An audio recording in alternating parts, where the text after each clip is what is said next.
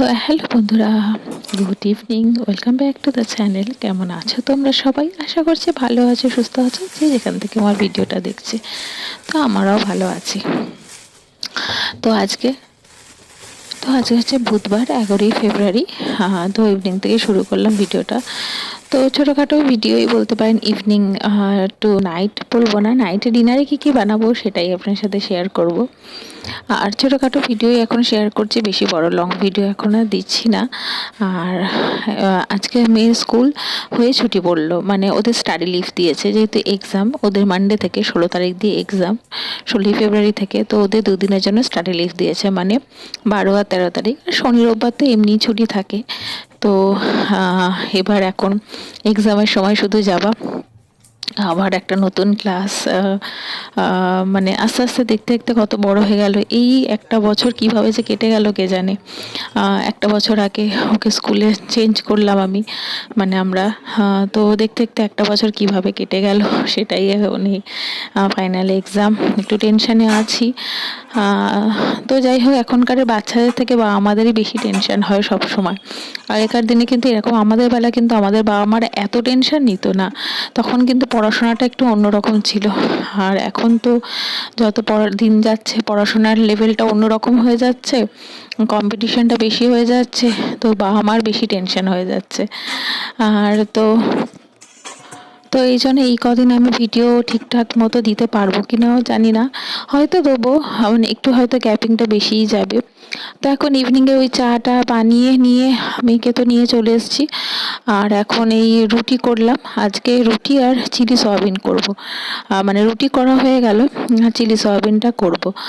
তো কিভাবে করি এর আগেও মনে হয় আমি শেয়ার করেছি, তো সামান্য একটু কিছু শেয়ার করব। তার ওই মা এসে বলছে বাবা হরলিক্স খাবে, তো একটু গরম জল করে দিতে বলছে, তো মার সাথে সেটাই কথা বলছি। আর হাজবেন্ড তো বাড়ি থেকেই কাজ করছে, ওর আবার মানডে থেকে আবার নাইট শিফট হয়ে যাচ্ছে, নাইটে তো অফিসে যেতেই হবে। এক পক্ষে ভালো যে এক্সাম চলাকালীন ওর নাইট আছে, তো একটু বেশিক্ষণই সময়টা দিতে পারবে। ইভিনিং থাকলে তখন প্রবলেম হয়ে যায়, মানে ওই সময়টা দেওয়া হয় না। তো তো সেই হিসাবে আর এক্সামের সময় তো অতটা আর তো বোঝানোর কিছু থাকে না, ও থরলি পড়বে সেই হিসাবে। আর সেদিনকে দেখুন না, পোহা বানিয়েছিলাম, তো কিছুটা রয়ে গেছে, তো আমি আর মা খাবো। তো সেটাই এখন একটুখানি মাইক্রোওভেনে গরম করে নিচ্ছি। আর হাজব্যান্ড খাবে না, হাজব্যান্ডও একটুখানি ওই ভুড়ি ভাজা চিপস এগুলো আছে খেয়ে নেবে। আর মেয়েকে দুধ করে দিয়েছিলাম, ও দুধ খেয়েছে। তো এই এখন এইটা গরম করে নিয়ে রুটিটাও হয়ে গেছে। তার সয়াবিনটা আমি ম্যারিনেট করে রেখেছি, সমস্ত কাটাকুটিও আমি করে নিয়েছি, যা যা লাগে চিলি সয়াবিন করতে নর্মালি, তো সেগুলো কাটাকুটি করে রেখে দিয়েছি। আর এখন এই কাজগুলো, এখন যেহেতু হাজব্যান্ড বাড়িতে আছে, তো ডিনারটা আমি রাতেবেলা করেই বানিয়ে নিচ্ছি। আর মানে তাড়াহুড়ো থাকছে না, তো সেই হিসাবে। আরে দেখুন, আমাদের সেই ভাড়াটে মারা গেছিলো, তো তার আজকে কাজ ছিল, আজকে মানে হাঁসপান্না ছিল।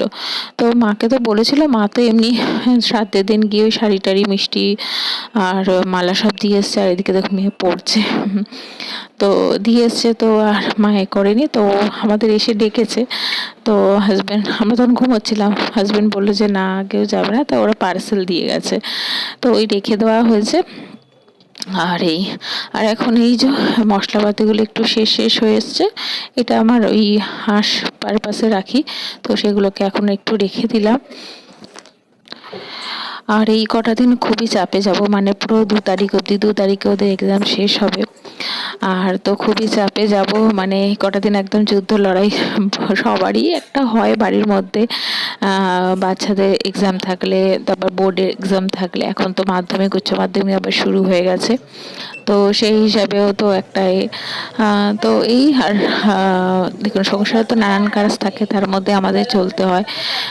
তো বিভিন্ন দিন বিভিন্ন রকম কাজ থাকে, বিভিন্ন রান্নাও থাকে, একঘেয়েমি তো আমাদের লাইফ থাকে সংসারের কাজ নিয়ে। কিন্তু রান্না বান্না এইসবের ক্ষেত্রে দেখবেন একটু বিভিন্ন ধরনের আমাদের খেতে ইচ্ছা হয় এই। আর তো সেই জন্য আমি বিভিন্ন ধরনের রান্নার চেষ্টা করি মাঝে মধ্যে। আর আমার হাজবেন্ড কি বলুন তো, একটু খাদ্যরসিক, মানে খাবে কম, কিন্তু বিভিন্ন ধরনের খাবার দরকার ওর।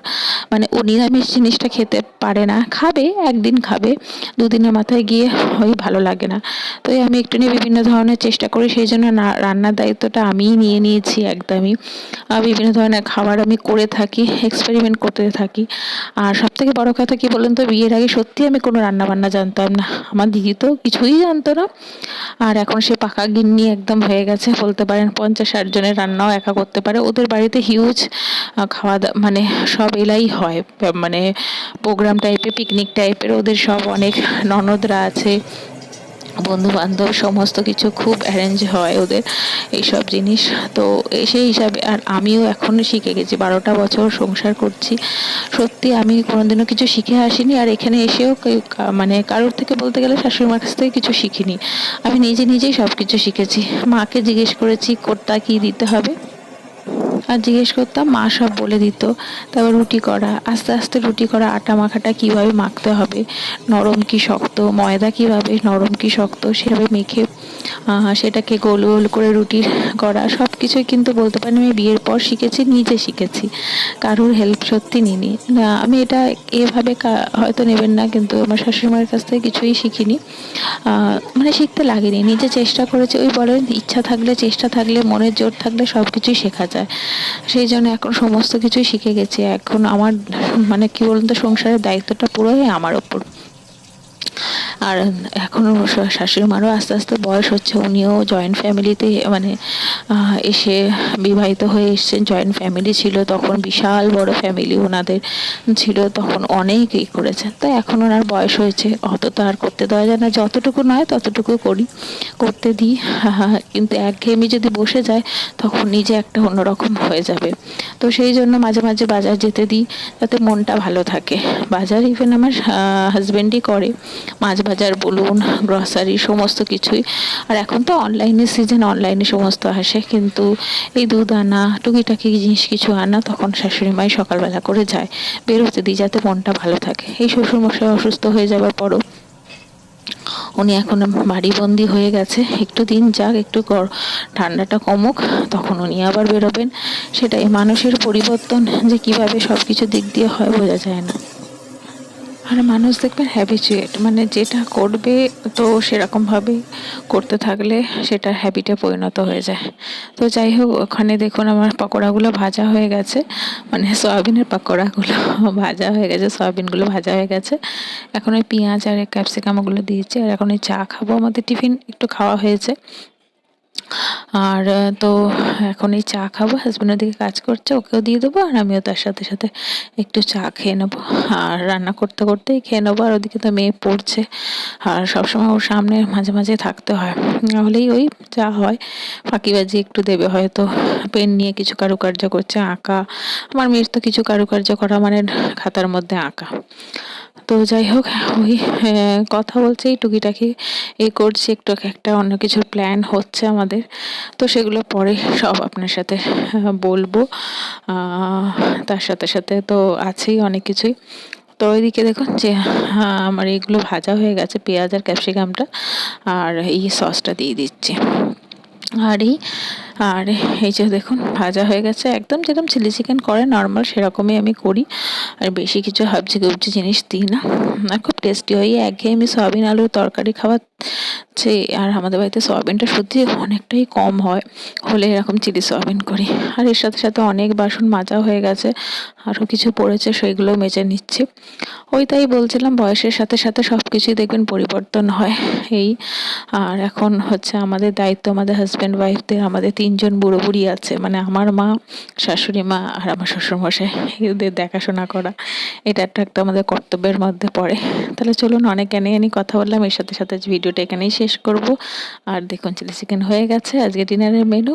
তো আশা করছি ভিডিওটা ভালো লাগলে লাইক শেয়ার কমেন্ট করতে ভুলবেন না বন্ধুরা, পাশে থাকবেন এইভাবে। তো আপনারা ভালো থাকবেন, সুস্থ থাকবেন, সবাইকে ভালো রাখবেন। আবার একটা অন্যরকম ডেলিকার ব্লগ নিয়ে আসবো।